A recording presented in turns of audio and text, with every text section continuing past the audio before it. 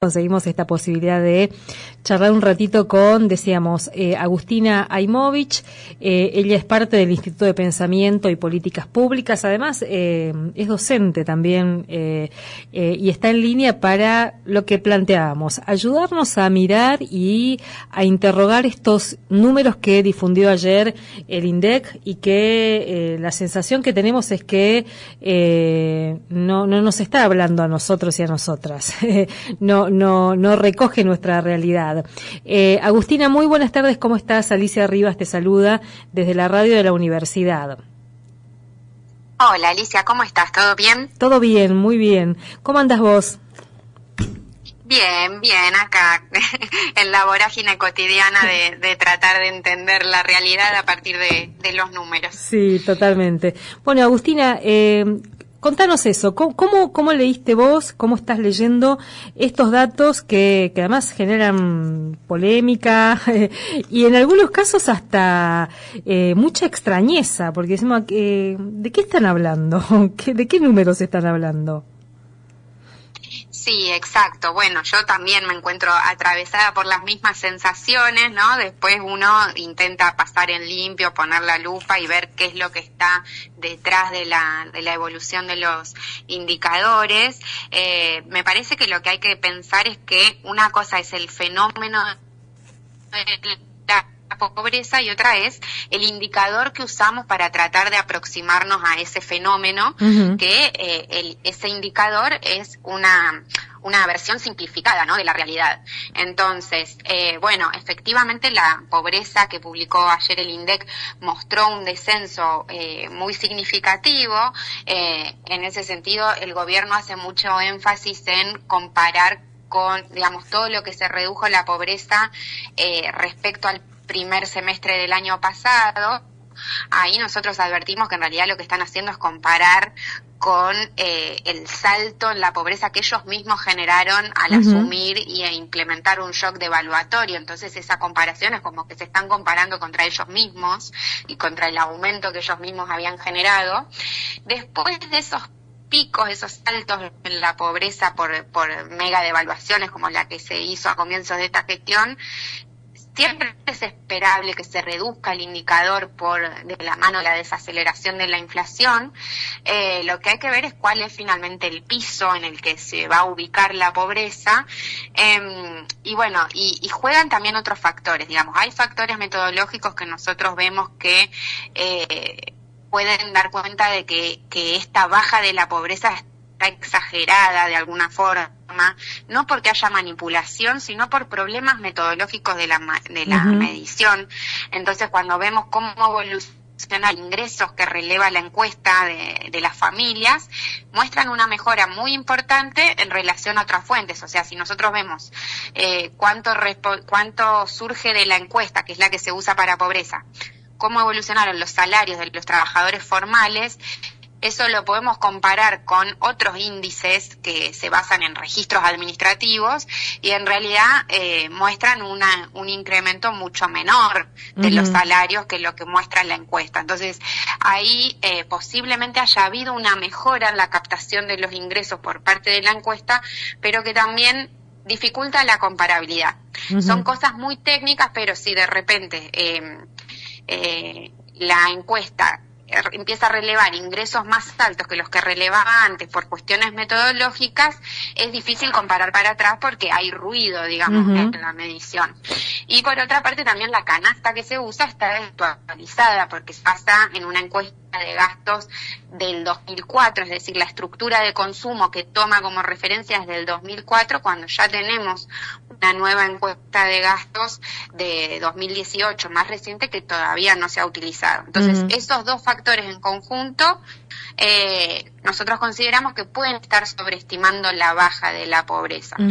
Y por otra parte también, sí sostenemos que no hay que tomar un único indicador para las condiciones de vida, que a veces como es sencillo de comunicar y de interpretar, se utiliza mucho el indicador de pobreza monetaria, pero en realidad hay otro conjunto de indicadores que tenemos que ver cuando hablamos de condiciones de vida y no basarnos solamente en un único indicador. Lo que decimos acá, y el IPEC, el Instituto Provincial de Estadísticas y Censos, en algún momento lo planteó, medir de manera multidimensional en este caso, ¿no? Meter otras cuestiones, exacto, como decís vos ahí, no solamente los ingresos.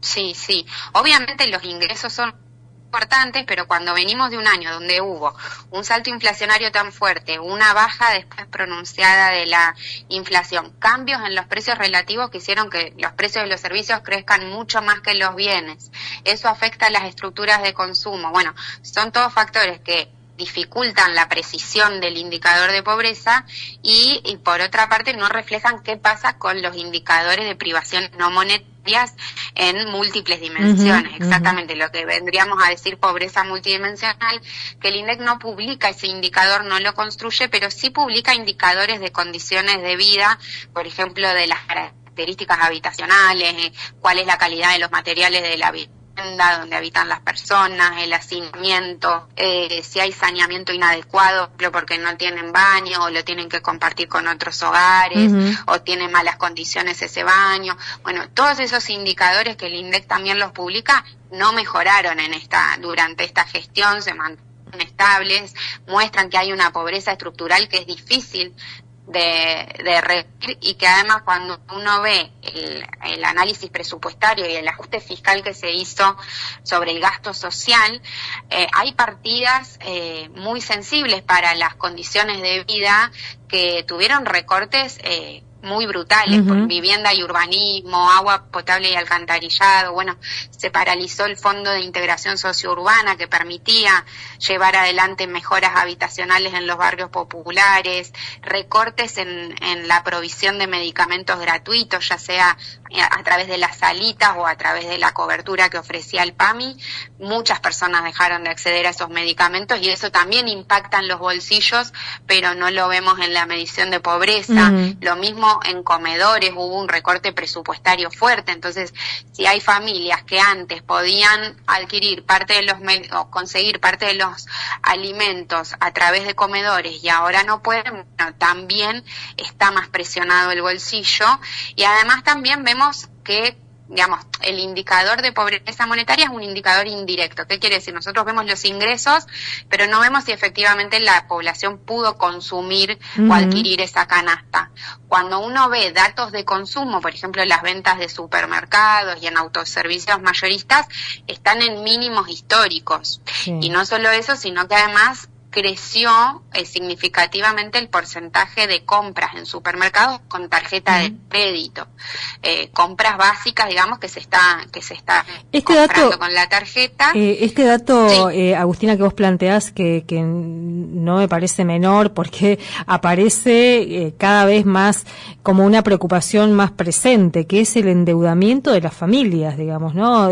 Si al principio de la gestión de Milei nos decían, de esta vamos a salir con los ahorros de los argentinos, o sea, la gente que tenía capaz la posibilidad de ahorrar ya quemó todos sus ahorros, vendió lo que podía vender para poder sostener un estándar de vida y ahora está endeudándose, digamos, aquellos y aquellas que todavía tienen esa posibilidad de endeudarse.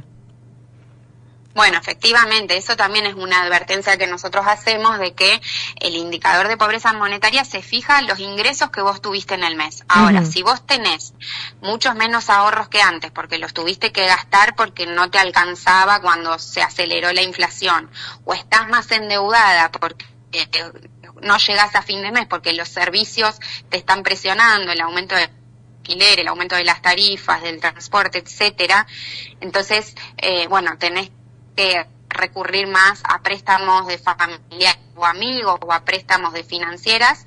Eso efectivamente se incrementó durante esta gestión, tanto en la utilización de ahorros como estrategia de subsistencia, como los préstamos, ya sea de fuentes informales como estos, familiares, amigos o de bancos, se incrementaron y bueno, y eso también además va presionando a esos mismos ingresos, ¿no? Porque si una parte de los ingresos después tiene que ir destinada a devolver estos créditos o a pagar la cuota de la tarjeta cada vez más alta, eso la medición de la pobreza tampoco lo ve. Y de hecho también hay un indicador preocupante del Banco Central que es que está aumentando a un nivel muy alto respecto a los últimos años la mora en el pago de la tarjeta. Y bueno, estos son un conjunto de factores que uno tiene que tener en cuenta para entender por qué, en todo caso, el indicador de pobreza monetaria no produce extrañeza, ¿no? Porque bueno, hay otros conjuntos de indicadores que esa medición no llega a reflejar y que sí dan cuenta del deterioro en el poder adquisitivo que lo ven. Por ejemplo, la pérdida del poder adquisitivo del salariados, principalmente Pico Nacional, que tuvieron una pérdida fuertísima en las universidades, bueno, la pérdida del salario mínimo, del poder de compra del salario mínimo, de prestaciones como la jubilación que tiene el bono congelado. AUH, si bien se recompuso, la prestación alimentaria está congelada hace un año y viene perdiendo poder adquisitivo también. Entonces, bueno, son un conjunto de cuestiones que hay que tener en cuenta a la hora de analizar las condiciones de vida, como decíamos, desde una perspectiva multidimensional. Y lo otro que aparece también ahí, Agustina, es que según cifras oficiales tenemos casi 250.000 o un poquito más de personas que perdieron su trabajo, entre estatales a el sector privado, que también es una cantidad de personas que, no sé, se me ocurre, no van a poder pagar la tarjeta, además de no poder gestionar la vida como venían gestionando aún en condiciones difíciles. Sí, efectivamente nosotros en el seguimiento que hacemos de la situación laboral vemos una reducción muy significativa de puestos de trabajo formales. El porcentaje de asalariados formales en el total de ocupados está en el nivel más bajo de los últimos años y eso no se ha expresado en un aumento mucho mayor del desempleo porque el argentino, la argentina recurre a las changas, se inventa el autoempleo de subsistencia, creció muchísimo el cuentapropismo, pero está claro que ese tipo de autoempleo de subsistencia tiene ingresos mucho menores.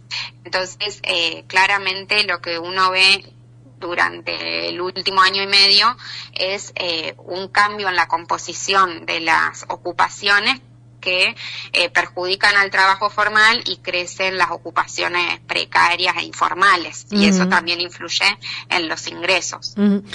Agustina, por último, ¿se puede pensar en proyecciones, digamos, qué es lo que sigue teniendo en cuenta estos indicadores que vos traes, no solamente el de ingreso?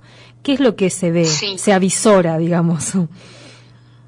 Bueno, a ver, con respecto a los ingresos, la verdad que ver cómo sigue la encuesta permanente de hogares con estas cuestiones metodológicas que señalábamos, pero cuando uno ve cómo va el rumbo económico del gobierno, hay mucha inestabilidad y muchas dudas respecto sobre todo a la continuidad del esquema cambiario, y la evolución en el tipo de cambio te influye muy fuerte en el valor de las canastas básicas. Es decir, si llega a haber una corrección, por ejemplo, después de las elecciones, como muchos analistas anticipan, en el tipo de cambio, eso te va a impactar claramente en precios y en el valor de las canastas y posiblemente en la pobreza. Y lo mismo el modelo productivo, que esto que veíamos de la pérdida de empleo formal. En este contexto, lo que estamos viendo es que hay un estancamiento en la actividad económica, por todas las turbulencias de estos últimos meses, y también por el tipo de modelo que incentiva, por ejemplo, la apertura y el ingreso de importaciones en detrimento de la industria y de sectores intensivos en empleo. Industria y construcción son sectores más afectados en términos productivos durante esta gestión, y eso tiene impacto en el empleo, y no pareciera que vaya a cambiar de aquí en adelante, digamos, no se ve por lo menos una decisión del gobierno de cambiar el modelo económico hacia un perfil que priorice la producción industrial y la creación de puestos de trabajo, sino más bien lo contrario. Así que, bueno, y también por otra parte siguen aferrados a la necesidad de mantener un ajuste fiscal muy fuerte. Eso también se vio en el análisis del presupuesto, con lo cual esto que decíamos, digamos, el ajuste del gasto en distintas partidas también va a terminar perjudicando las privaciones no monetarias, o sea, no solo los ingresos de los hogares, que se ven que se ven perjudicados principalmente por la cuestión laboral. Si bien las prestaciones sociales ayudan, la mayor parte de los ingresos de los hogares se explican por los salarios y los ingresos laborales, pero lo que son las privaciones no monetarias, en la medida que se siga recortando áreas sensibles como salud, educación, vivienda, obra pública, también en algún momento van a empezar a reflejarse en los indicadores de privaciones no monetarias. Agustina, mil gracias por este tiempo. No, por favor, gracias a ustedes por el llamado. Un abrazo, hasta luego. Hasta luego. Hablábamos con Agustina